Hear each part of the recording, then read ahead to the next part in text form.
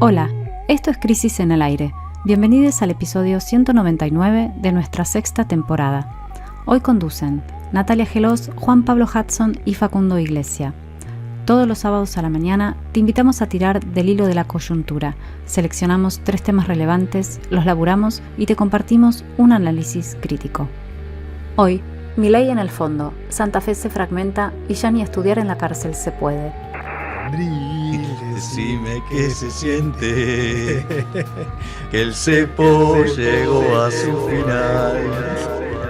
El primer turno electoral fue en Santa Fe ayer y ganó Puyaro. Estas elecciones eran para Convencionales constituyentes, y había internas PASO para intendentes y también para concejales. Bueno, hay otro camino, que no es tan solo de entrar a la cárcel y, como dice, vos naciste chorro y vas a morir chorro, y está otro camino que hay muchos pibes que por ahí cometieron un error y están a tiempo de cambiar. Eso es lo que te da la universidad. El primer bloque de Crisis en el Aire analiza el nuevo acuerdo con el Fondo Monetario Internacional, el número 23 en la historia del país.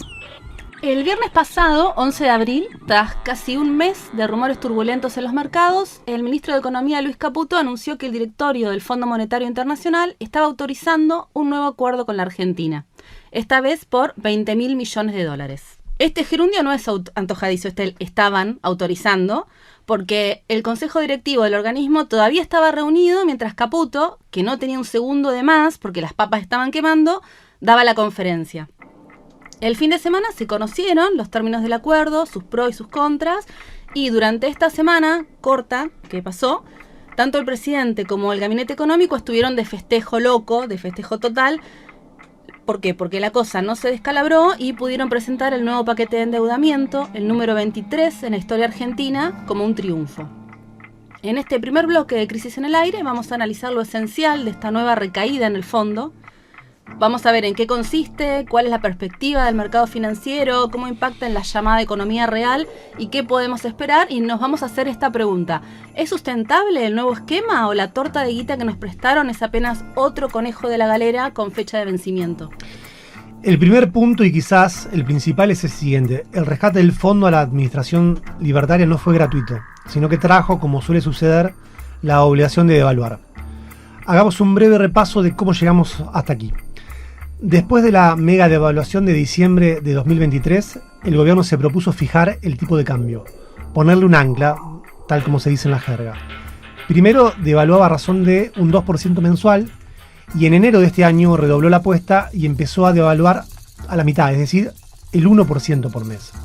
Ese esquema supuso la apreciación del peso, y entonces era muy caro en dólares, que el central ya no tenía. ¿Y por qué se sostenía el dólar, aunque eso resultaba muy costoso? Porque si el dólar aumentaba su precio, eso alimentaba la inflación. Esto es una ecuación clarísima, histórica en la Argentina.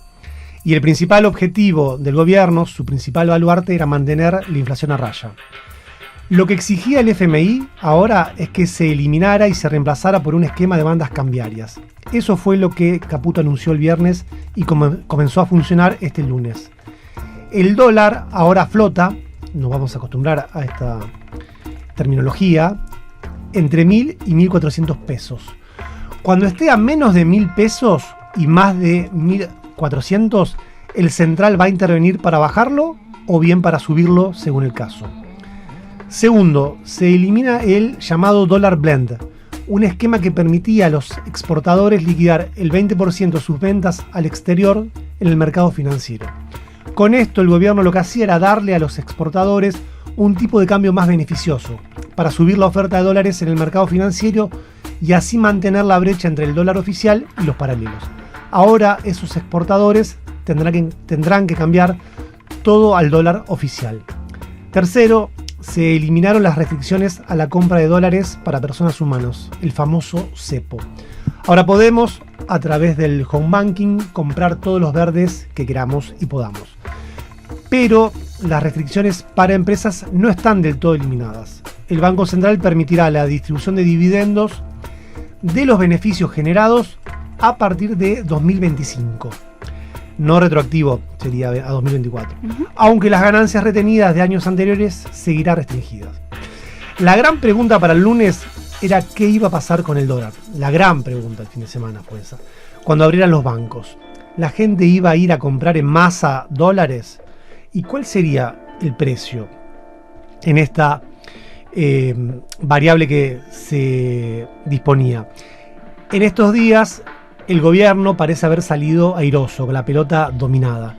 El tipo de cambio minorista oficial pasó de 1.108 pesos por dólar el viernes a 1.233 el lunes, cuando la mayoría de los analistas opositores, incluso la expresidenta Cristina Fernández de Kirchner, anunciaban que se iría a 1.400, al tope de la banda. Por eso el gobierno festejó como loco. El miércoles, por otro lado, llegó a bajar a 1.179 pesos y así cerró la semana. Una devaluación de todos modos sensible, pero lejos de un estallido tal como se preveía. El presidente Milei, en una larga conversación con Alejandro Fantino, se mostró ultra confiado y dijo que se va a ir a 1.000 pesos el dólar, es decir, va a bajar todavía más. El Banco Central, según la información oficial, no tuvo que intervenir en estos 3 días y frenó la sangría de dólares que venía teniendo desde marzo hasta el mismo viernes del anuncio del acuerdo, durante la que vendió cerca de 2.000 millones de dólares, una barbaridad. Vamos a escuchar ahora a Pablo Repeto, es jefe de research del broker Aurum Valores, que nos cuenta cómo fue la reacción de los mercados y qué podemos esperar de ahora en más.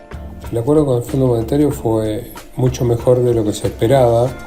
Las decisiones que se tomaron de flexibilización fueron mucho más audaces de lo que uno podía presumir en un principio, más aún tomando como referencia lo que se venía hablando en las semanas anteriores. Entonces, la realidad es que la apertura hacia la posibilidad de hacer operaciones en los mercados ha sido mucho más amplia de lo que uno podía presumir originalmente.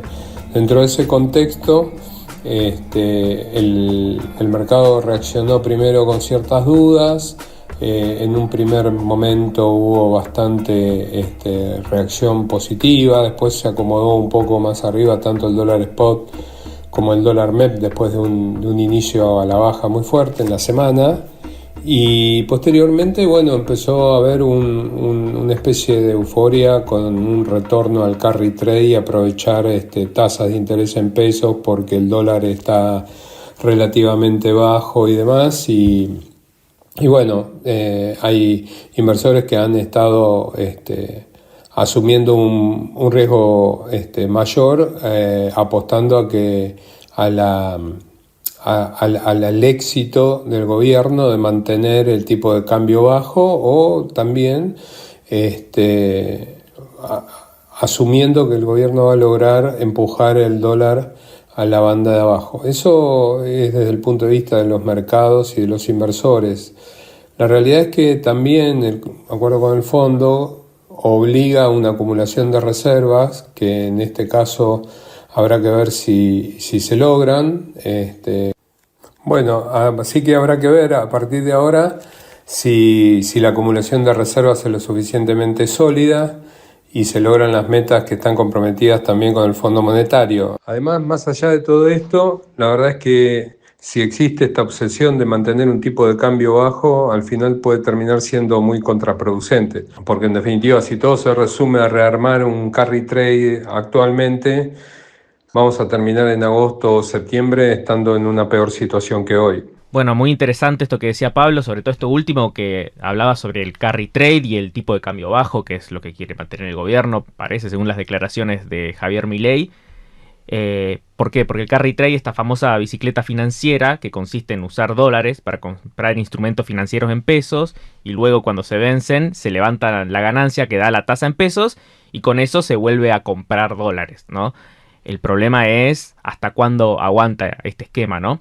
Pero bueno, este esquema, el de carry trade, es lo que se había roto cuando entró en duda que el gobierno pudiera mantener el crawling peg de 1% mensual, como decía Juan.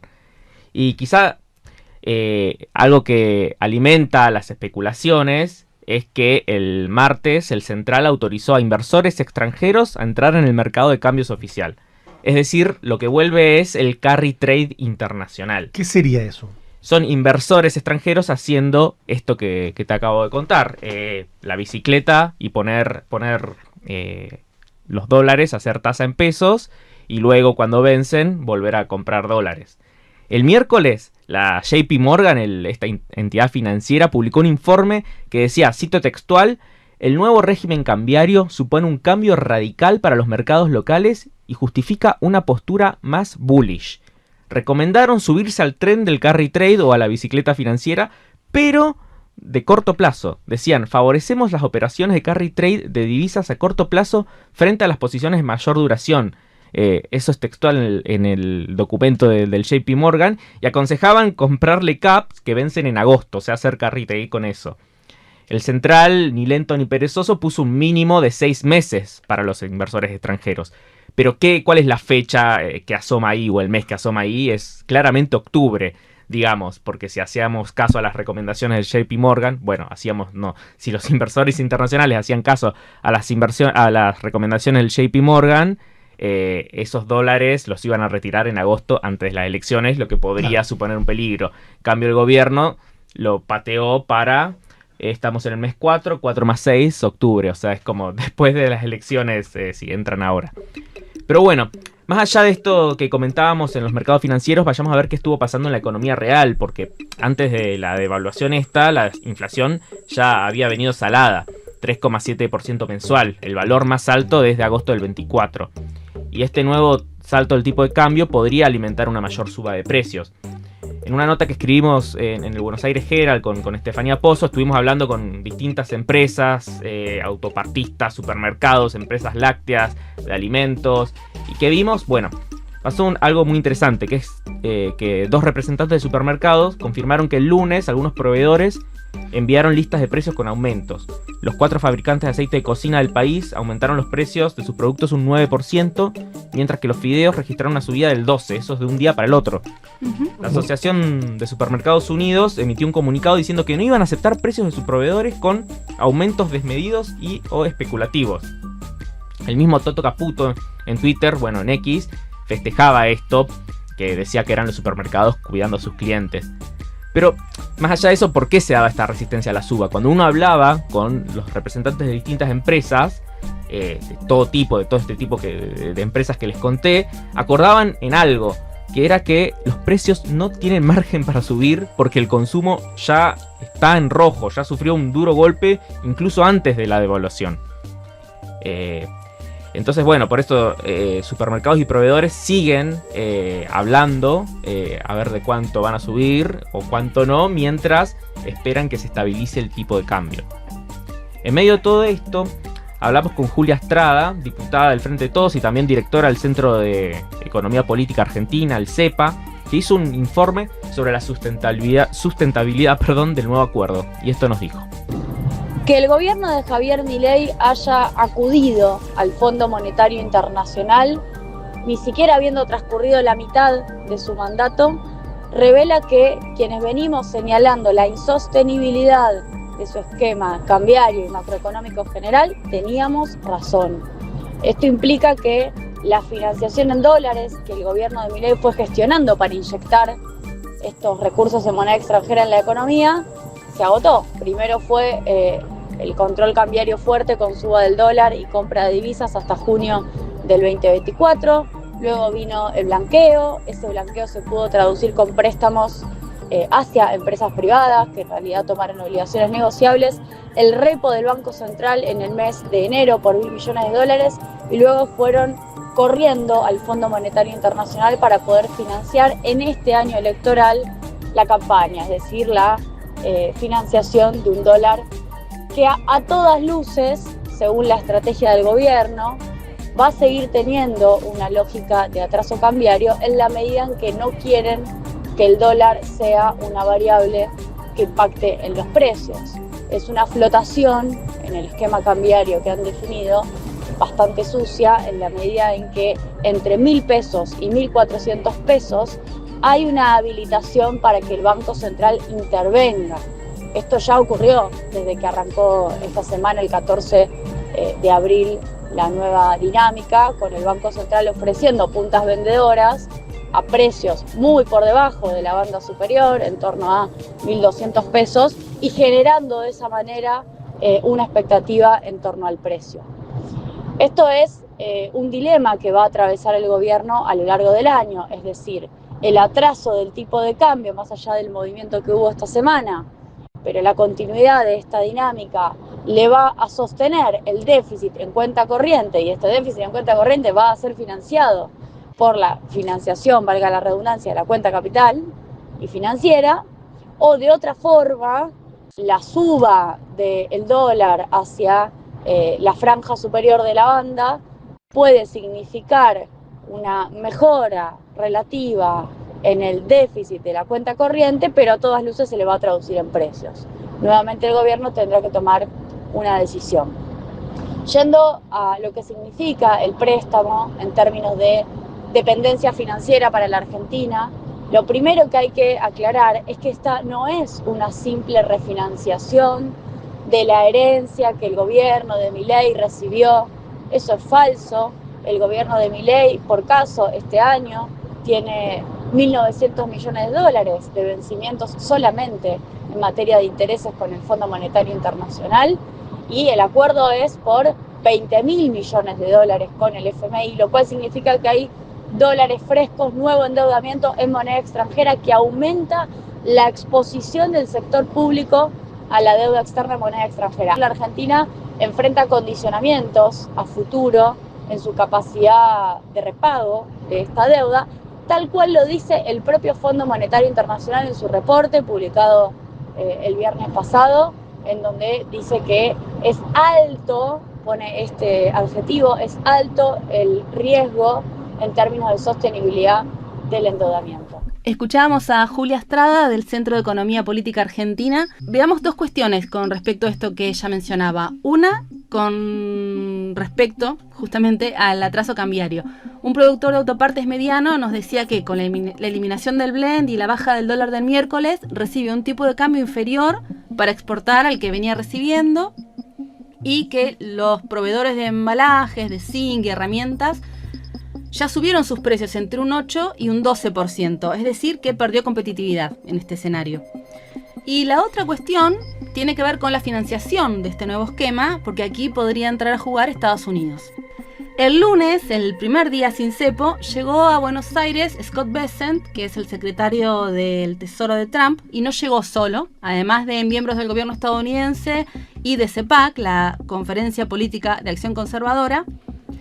Bessent vino acompañado por empresarios con vínculos directos con la Casa Blanca, como Rod Citron, que es uno de los dueños de la acerera Pittsburgh Steelers, que tiene intenciones de invertir en Argentina. Esto es, Bessent no llegó solamente para adular el plan económico argentino, cosa que hizo ampliamente en una entrevista que le brindó a Bloomberg, sino que hay otra cuestión de fondo, ¿no? Aunque muchos medios recalcan que él descartó una línea de crédito del Tesoro estadounidense a nuestro país, lo que sí se puede ver es que la Casa Blanca fomenta inversiones privadas acá. Se habló de real estate, de infraestructura, de energía, quizá muchas de las obras públicas que el gobierno argentino dejó de hacer entrarían en este esquema. Hoy Argentina, recordemos, es un polo de disputa entre Estados Unidos y China. Ya lo dijo Mauricio Claver Carone, asesor especial de Trump en temas latinoamericanos, hace un par de semanas. El gigante del norte no ve con buenos ojos el swap de monedas que Argentina tiene con China, y que antes del préstamo con el fondo constituía más del 60% de las reservas internacionales de nuestro país. Pero ese no es el único tema. Trump tampoco aprecia que empresas chinas se metan en nuestro territorio. Ahora vamos a escuchar a Jordana Timmerman, que es amiga de la casa, que es analista de política internacional y que nos comparte su análisis sobre esta situación que estamos desmenuzando. La visita esta semana de Scott Bessent, secretario del Tesoro de Estados Unidos, fue un fuerte apoyo al gobierno de Milei y al experimento económico neoliberal que está implementando. Pero también Bessent vino a marcar la cancha en términos geopolíticos. Queda claro que Washington no va a aceptar terceras vías y exige que los países de la región tomen distancia de China si quieren seguir en buenos términos con el gobierno de Trump. Bessent repitió las advertencias que ya venían lanzando otros asesores trumpistas sobre el riesgo chino en general y apuntó en particular a la línea swap que mantiene Argentina con China. Se debería entender la visita como otra cara de la misma visión geopolítica que lleva a Trump a amenazar con poner tropas en territorio panameño, con retomar el canal y con buscar que México se distancie de China también. Si bien en este caso Trump estaría favoreciendo a Milei, Bessent habló de un tratado específico para generar excepciones para algunos productos argentinos a los aranceles mundiales. Si hay algo que estamos viendo en el mundo de Trump 2.0 es que nada es sagrado y sería peligroso confiarse en la amistad de un gobierno cuya estrategia central es generar caos. Vamos a ir cerrando entonces con los interrogantes que quedan planteados hacia el futuro. Lo primero es que el gobierno libertario acaba de ganar una disputa coyuntural, pero la gran pregunta es cuánto la va a poder sostener. Hay quienes analizan lo que vendrá aplicando parámetros surgidos del pasado, lo cual es muy razonable. Por ejemplo, Macri tuvo que acordar con el fondo al inicio de su tercer año de gobierno, luego de la elección de medio término. Milei ni siquiera llegó a eso y tuvo que ir al fondo en su segundo año de mandato. O sea, la degradación de su modelo va más rápido, aunque Milei pudo presentarlo como una victoria, sacándose fotos, festejando, etc. Todo lo presenta como una victoria. Yo creo que Macri se dio cuenta de que era una derrota y lo presentó en un video de 1 minuto y medio cuando volvió al fondo. No había un video de él festejando. No, digo, Milei presenta todo. Exactamente. Pero digo, acá hay una diferencia, ¿no? Pero bueno, hay otro razonamiento también que es el siguiente, que es que siempre los acuerdos con el fondo terminan mal, los festejes o no. Es cuestión de tiempo. Pueden durar unas semanas, unos meses, pero el esquema no se sostiene. Por otra parte, hay también cuestionamientos que apuntan ya no tanto al pasado, sino al puro presente. El más importante es el que señala que la inflación va a pegar un salto importante y que eso, más allá del esquema financiero, que puede o no resistir hasta octubre, va a impactar sobre la legitimidad del gobierno y le haría perder las elecciones. En general, las miradas opositoras ven que comenzó el principio del final de la aventura libertaria. Pero bueno, tratemos de salirnos de esa mera expresión de deseo y pensemos que también hay que tener en cuenta escenarios más adversos. En ese sentido, hay quienes aseguran que, así como el gobierno salió ileso en 2024 gracias al blanqueo de capitales, con este acuerdo con el fondo se garantiza llegar a fin de año sin sobresaltos. Y la gran esperanza es la llegada de nuevas inversiones privadas, la famosa inversión extranjera directa, que es precisamente la manito que se espera del tío Trump. Vamos a tener que ver cómo sigue esta historia. Crisis en el aire, un resumen recargado de la semana que ya se va y algunas pistas de lo que viene. Investigación política con formato sonoro. Ahora vamos a meternos con las elecciones del pasado domingo en la provincia de Santa Fe, donde llamó la atención la baja cantidad de votantes y la fragmentación del sufragio. El domingo pasado arrancó la saga electoral en Argentina. Hubo elecciones en la provincia de Santa Fe y dejaron mucha tela para cortar. En este segundo bloque de Crisis en el Aire vamos a desmenuzar números del escrutinio y algunos signos fuertes que nos parecen fundamentales para entender el contexto político actual. Empecemos por aclarar que se disputaron dos categorías principales. Por un lado, elecciones a convencionales constituyentes para la reforma de la Constitución provincial y en segundo lugar, las primarias en la categoría concejales. Acá hay que aclarar que las PASO las eliminaron para las convencionales constituyentes, pero las mantuvieron para las elecciones para concejales. Así se armó el escenario en Santa Fe. Un dato inicial nos parece clave para empezar a desentrañar este mapa electoral de allá, y es que hubo un bajísimo nivel de asistencia. Votó solo el 55% del padrón, lo que equivale más o menos a 1,5 millones de personas, que es la marca más baja, además, desde la recuperación de la democracia. Para comparar un poco, hace 2 años, en 2023, cuando fue la elección a gobernador, había votado el 68% del padrón. Y esto, lo que leemos de esto es que marca el nivel de desafección de los santafesinos, ¿no? Ante este... Exactamente, Nati. Vamos ahora con los ganadores de la jornada, o los grandes ganadores de la jornada. En la categoría convencionales constituyentes, que es para la reforma de la Constitución provincial, triunfó por lejos el gobernador de la provincia, el radical Maximiliano Puyaro, quien encabezó la lista del frente que comparte el radicalismo junto al PRO y al socialismo. Puyaro obtuvo el 34,6% de los votos frente al 15,5% que logró Juan Monteverde, líder de Ciudad Futura, que es un partido de izquierda que encabezó, a partir de un acuerdo, la lista del PJ oficial. Muy cerquita de Monteverde estuvo Nicolás Mayoraz, de La Libertad Avanza, que estrenó sello propio con un 14%, y en cuarto lugar aparece la actual diputada provincial Amalia Granata, con el frente ultraconservador Somos Vida y Libertad, que consiguió un 12,35%. Finalmente, en el quinto lugar apareció el peronista Marcelo Lewandowski, quien fue el candidato a gobernador del PJ unificado en 2023, pero que esta vez decidió ir por fuera y obtuvo un 8%. Veamos algunas conclusiones iniciales, porque no todo lo que brilla es oro. Lo primero a decir es que Puyaro duplicó al resto de los candidatos, pero a la vez, si comparamos con los números que había sacado hace 2 años, cuando lo eligieron como gobernador, la caída es fenomenal. En 2023, Puyaro obtuvo el 55% de los votos en las generales, es decir, 20 puntos más que ahora. En números concretos es todavía peor, porque este año fue muchísima menos gente a votar. Hace 2 años, Puyaro juntó 1 millón de votos y ahora 484.000, es decir, menos de la mitad. El otro dato saliente es el tremendo nivel de fragmentación del resto de las fuerzas políticas.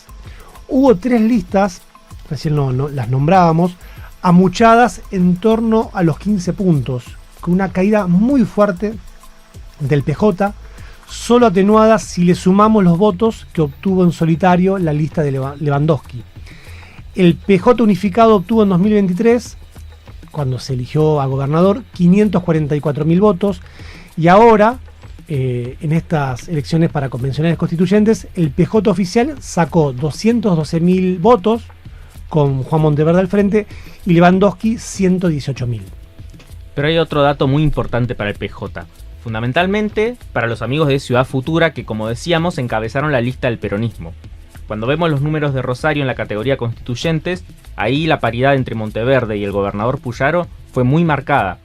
El sheriff Puyaro logró el 25,5% de los votos y muy cerquita quedó Monteverde con un 23,30%. En términos de votos son 12.500. Recordemos que Monteverde estuvo a pasos de ganar la intendencia en 2023. Perdió por unos puntos nomás con Pablo Habkin, que finalmente logró su reelección. Decimos esto porque el gran anhelo de Ciudad Futura es ganar la intendencia en 2027. Pasemos ahora a la categoría concejales en Rosario, porque está muy ligada a esta última cifra que comentábamos. La elección de Juan Monteverde en particular y la del PJ fue realmente importante. Recordemos que en esta categoría hubo paso y no así para convencionales. La lista completa del PJ ganó cómoda con un 30%. Debajo, a 8 puntos, quedaron los libertarios con un 22%. Y casi con el mismo porcentaje, el gran derrotado de la noche, la lista del intendente radical Pablo Habkin, que participa del mismo frente que Puyaro. Pero su candidata, Carolina Lavairu, hizo una elección muy pobre. Monteverde no fue el más votado individualmente, logró 81.000 votos y quedó por debajo del candidato a La Libertad Avanza, que es el conductor televisivo Juan Pedro Aleart, que sacó 84.000. Pero, a diferencia de Aleart, que es un personaje del momento, Monteverde es una figura consolidada. Por eso queda bien posicionado. Ahora vamos a escuchar a Karen Tepp, que es líder de Ciudad Futura y amiga cercana de la revista. La vamos a escuchar realizando un balance de algo de lo que casi nadie habló. ¿Por qué Puyaro perdió tantos votos, sobre todo en Rosario, si en materia de seguridad su gestión se considera eficaz? Vamos a escucharla. Creo que por un lado hay una clara comprensión del deterioro en las condiciones en las que están viviendo las grandes mayorías en los últimos años, como la pérdida del poder adquisitivo, más la complejidad de las pérdidas de trabajo. Estamos hablando que en la provincia de Santa Fe hay, por más que no se sepa públicamente y no aparezca en los medios, hay, digamos, un impacto muy fuerte en todo lo que es el sector productivo, producto de las políticas del gobierno nacional, ceses en las plantas de Chevrolet, de Asindar, cómo afecta también la apertura de las importaciones a todo el sector sector de producción de alimentos, pero también de la maquinaria agrícola. Creo que ahí hay una comprensión tanto de cómo son las pérdidas del poder adquisitivo en los grandes centros urbanos y el empobrecimiento de la población, como así también el impacto en la estructura productiva, que hay un registro de ese malestar que siente la ciudadanía con el rumbo de los gobiernos.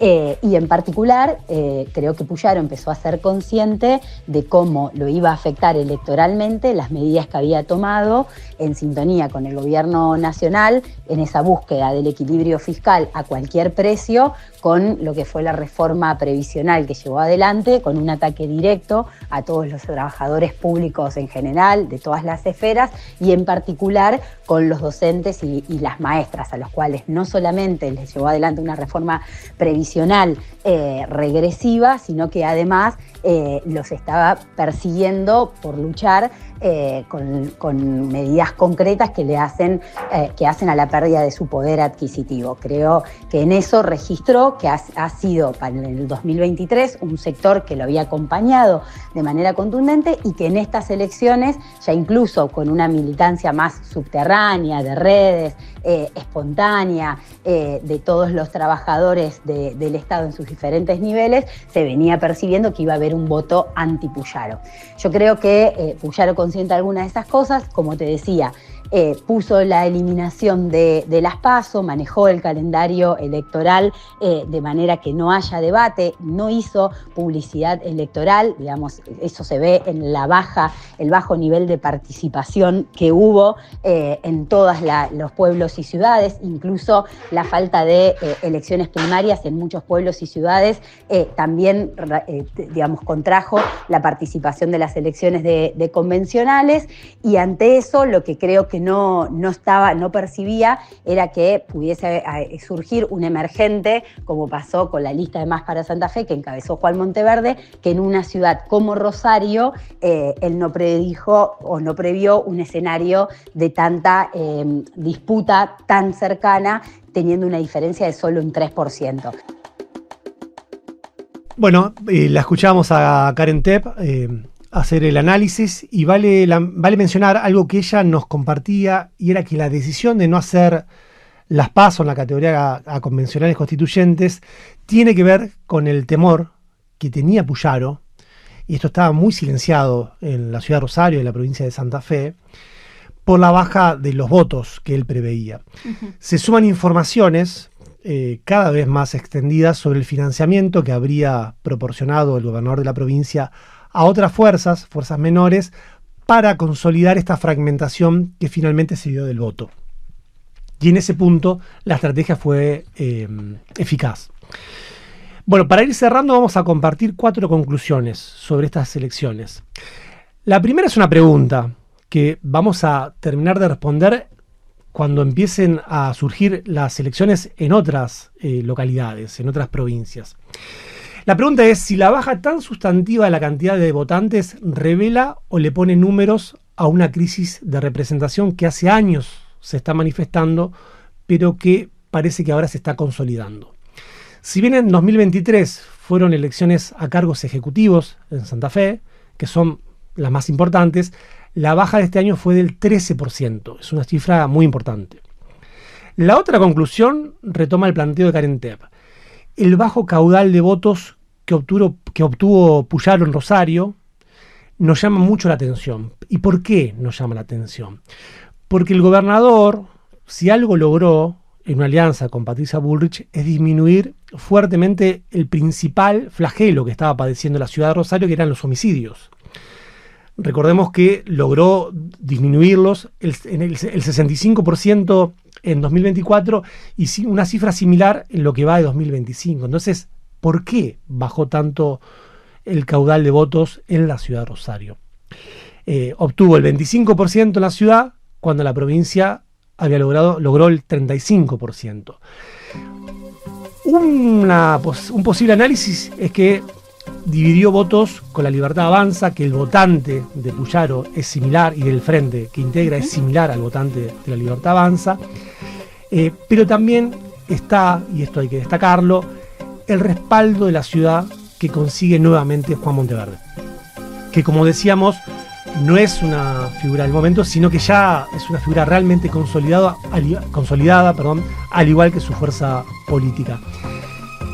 Y hay que sumar el fuerte castigo que sufre, al menos en estas pasos, faltan las generales, el intendente Pablo Hapkin, que estos meses no ha hecho otra cosa más que festejar la baja de homicidios y anunciar una modificación drástica en las formas de vida de la ciudad que en realidad no está ocurriendo. La tercera conclusión es la mala decisión estratégica tomada por Karina Milei, porque ella fue la responsable de dejar afuera de La Libertad Avanza, que como decíamos estrenó sello, de dejar afuera a Amalia Granata, quien a esta altura es una figura realmente consolidada a nivel electoral. O sea, no es ya casualidad. Sacó casi 13% de los votos, estuvo ahí. Tiene peso propio. Tiene peso propio, no es un fenómeno del momento. Y para terminar, vale volver a remarcar la elección de Monteverde a nivel municipal. Ciudad Futura levantó la apuesta, esto es una característica de este partido amigo de izquierda, que es jugársela a fondo, en una lista de unidad que recibió muchas críticas por la conformación y por el tipo de figuras que la integraban, pero la ciudad vuelve a mostrarle un gran apoyo, y eso no es menor, digamos. Tiene un apoyo social que se traduce en apoyo electoral. A nivel individual, decíamos, perdió con Juan Pedro Aliart, una figura muy conocida, es un periodista joven de un noticiero de la ciudad de Rosario. Acá por supuesto que nadie lo conoce, es una figura ignota, pero allá no. Él fue reclutado por el gobierno nacional. En Rosario ya es muy extendida esta cuestión de reclutar a periodistas por parte de las distintas fuerzas. No es que es una sola fuerza, las distintas fuerzas lo han hecho, salvo en el caso de Ciudad Futura. Pero lo que vemos es que este tipo de personajes, podríamos hacer la excepción que nombrábamos recién de Amalia Granata, tiene un ciclo corto y recurrente. Hacen una primera buena elección por el nivel de conocimiento que tienen y porque vienen por fuera de la política, pero después ya cuando integran, digamos, los consejos deliberantes o las cámaras de diputados o senadores, se van cayendo, se deslucen, pierden fuerza y brillo, son de alguna manera, digamos, como capturados por el sistema y pierden esa, digamos, estrella rutilante con la que llegaron a la vida institucional. Por último, la alianza entre Ciudad Futura y el PJ fue, tal como se suele decir en política, win-win, ganaron los dos. Al peronismo le permitió ir unificado en la categoría concejales, algo no menor, y ganar bien las PASO. Veremos cómo sigue en las generales. Y a Ciudad Futura le permitió nada menos que liderar el PJ en la tercera ciudad y en la provincia más grande de la Argentina, y mantenerse muy bien arriba en la ciudad, no hacia la provincia, pero en la ciudad, que es su territorio de interés, pensando en las elecciones a 2027, que son realmente claves porque es la posibilidad de cumplir con lo que no lograron en 2023, que es ganar la intendencia de la ciudad. Crisis en el aire, un podcast para tirar del hilo de la coyuntura. La tangente de hoy estará a cargo de Alejandro De Masi, que se metió en la cárcel de Devoto para contarnos cómo se resiste el intento libertario de desmantelar el centro universitario fundado por los presos. Lo que estamos escuchando de fondo es el Centro Universitario de Devoto, conocido también como CUD. Este centro universitario se encuentra en la cárcel de Devoto, en la capital federal, y fue fundado en 1985 a partir de una iniciativa de un grupo de personas encarceladas, docentes y autoridades de la Universidad de Buenos Aires. Desde el 85 hasta la fecha se han conformado otros centros educativos universitarios con sus respectivas propuestas a lo largo de todo el país. Estas últimas semanas fue blanco de una embestida por parte del gobierno nacional que pretende condicionar su funcionamiento. El 25 de marzo pasado se publicó en el Boletín Oficial una serie de resoluciones que fueron en ese sentido. Por un lado se prohibió la organización de centros de estudiantes y por otro se trató de restringir la cantidad de tiempo que una persona detenida puede estar en los espacios de educación, reduciéndolo solo al horario de cursada. El gobierno justificó estas dos medidas aludiendo que, y abrimos comillas, tergiversan a la finalidad de readaptación social, y continúa explicando que, por ejemplo, una persona detenida que decide estudiar una carrera universitaria en prisión, al participar de estos espacios, o sea, al participar de la universidad, está imposibilitada de realizar tareas de limpieza y mantenimiento de pabellones. Por último, que la permanencia por fuera del horario de clases ocasiona relevantes alteraciones en materia de seguridad, y esto lo decimos de manera encomillada. Está bueno recordar que el control y la coordinación de todas las cárceles federales cambió de órbita a los pocos meses de haber asumido el gobierno libertario. En la gestión del Frente de Todos, el Servicio Penitenciario Federal dependía del por entonces Ministerio de Justicia y Derechos Humanos, cuyo ministro era Martín Mena. Mena en la actualidad cumple la misma función pero para la provincia de Buenos Aires. En marzo del 2024 se anunció que el Ministerio de Seguridad, con Patricia Bullrich a la cabeza, se encargaría de todas las cárceles federales del país. Inmediatamente tras el anuncio, Bullrich descabezó la antigua cúpula del servicio penitenciario y designó como nuevo director a Fernando Martínez, un funcionario que se había desempeñado como número 2 del área durante la gestión de Mauricio Macri. La semana pasada estuvimos en la cárcel de Devoto, en el marco del taller de radio que dicta FM La Tribu, y los estudiantes nos comentaban que esta decisión ministerial tomó por sorpresa a los internos, pero también a las autoridades penitenciarias, y que el malestar que generó no solo fue en la población detenida, sino también en el servicio penitenciario, ya que el resultado inmediato de estas resoluciones significaba una alteración en los ritmos de la cárcel y su funcionamiento. Pero, ¿qué cambió a partir de esta decisión del gobierno? Hasta el año pasado, cualquier persona detenida que decidía cursar una carrera universitaria tenía la posibilidad de asistir al centro universitario desde lunes a viernes de 9 a 18 horas. Esto permitía no solo cursar las materias que le corresponden al tramo de su carrera, sino también ayudar al mantenimiento del espacio. El Centro Universitario de Devoto se mantiene autogestivamente a partir del trabajo y esfuerzo de los mismos estudiantes que acuden al centro. La limpieza depende de ellos, pero también el garantizar las condiciones de las aulas para el dictado de clases, el recibir a profesores e invitados, y también, lo más importante, controlar que el Servicio Penitenciario Federal cumpla con el traslado de los estudiantes desde los pabellones hasta el CUD para el dictado de clases. Limitar la estadía de los estudiantes en los centros universitarios significa recargar de personas los pabellones, que ya están sobrepoblados, generando situaciones que pueden volverse conflictivas. Por otro lado, y no menor, la asistencia de personas detenidas a centros universitarios, en este caso hablamos del de Devoto, ayuda a construir un código común que escape muchas veces al código de la violencia y verdugueo constante que se genera entre el servicio penitenciario y las personas privadas de su libertad. Estuvimos hablando con Luis, que está detenido en Devoto y es coordinador del CBC en el centro universitario.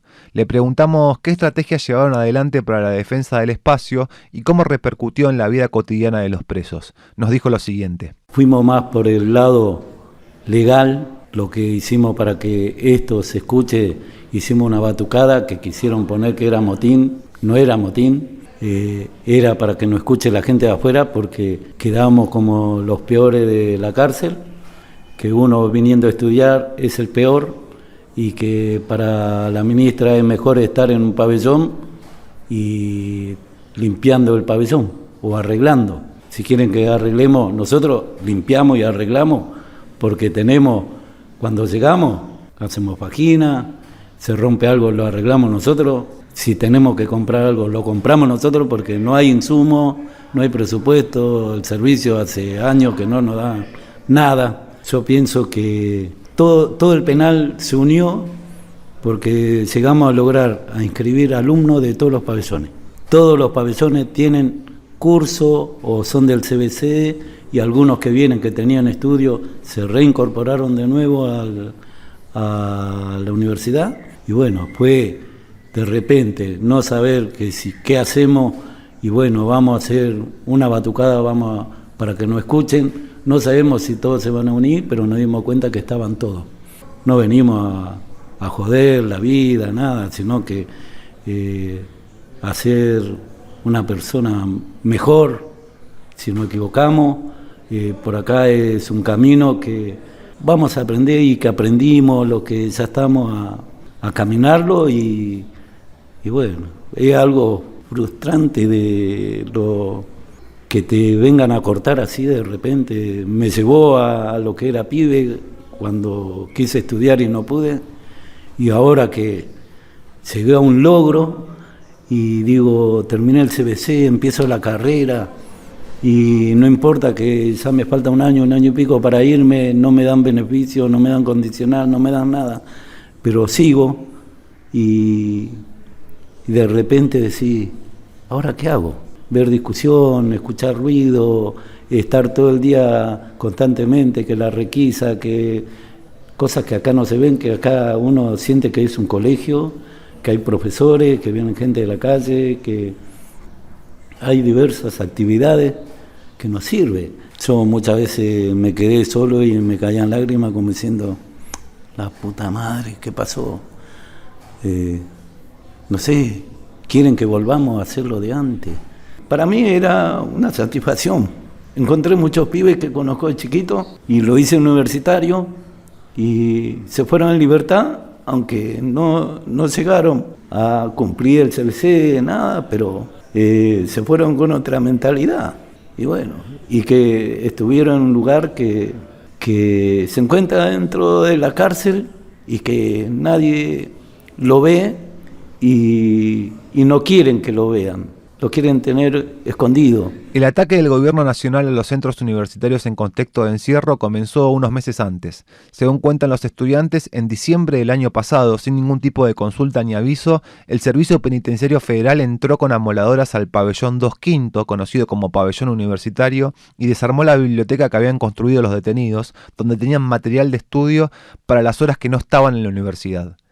Hay algo de lo que cuenta Luis que vale la pena detenerse, y es el consenso interno que generó este reclamo dentro de la población detenida. Si bien de una población de aproximadamente 1.800 personas hay 300-400 anotados en la universidad, el Centro Universitario de Devoto es un símbolo muy importante de la última cárcel que queda en funcionamiento en la capital federal. No solo funciona como espacio educativo, sino que es articulador en muchísimas ocasiones de acciones y proyectos entre los detenidos y organizaciones sociales, de derechos humanos y otros proyectos que buscan vincularse y coordinar diferentes tipos de actividades. Por otro lado, y para ir cerrando, Luis desarticuló el argumento de por qué tomó esta decisión el gobierno nacional, ya que la ministra Patricia Bullrich sostuvo que las personas que estudiaban en la cárcel no trabajaban. La realidad marca que las personas detenidas que están cursando una carrera universitaria terminando el secundario o la primaria, no solo estudian, sino que por fuera del horario educativo realizan las mismas tareas de mantenimiento y de limpieza que el resto de la población carcelaria. Esto sin contar de todas las tareas de coordinación y administración que se hacen dentro del espacio universitario, que es llevado adelante por los mismos estudiantes, como decíamos antes, y que no está catalogado como trabajo formal dentro del servicio penitenciario. La semana pasada, el juez Mariano Iturralde, titular del Juzgado Nacional en lo Criminal y Correccional número 16, resolvió hacer lugar parcialmente a una medida cautelar interpuesta por la Procuración Penitenciaria de la Nación, la PPN, el CELS y la Defensoría Oficial número 4.